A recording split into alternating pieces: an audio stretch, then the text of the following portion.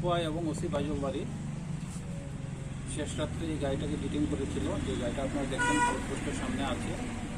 এই গাড়িটার মধ্যে সিক্রেট চেম্বারের মধ্যে টোটাল 96 প্যাকেটে 822 কেজি গাঁজা পাওয়া গেছে। ড্রাইভারকে অ্যারেস্ট করা হয়েছে। তার নাম হলো লক্ষ্মীচরণ সিনহা, বাড়ি দামছড়া।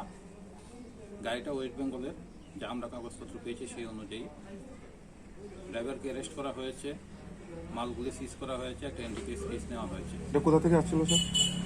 এটা আগরতলা থেকে আসছে। স্যার এটার বাজার মূল্য রেট কত হবে? এটা বাজারে বিক্রি হয় না, তবে কালো বাজারে যে মূল্য আছে সেটা হলো প্রায় 1,30,00,000 টাকা। শুধু একজনকে অ্যারেস্ট করা হয়েছে। একজনকে অ্যারেস্ট করা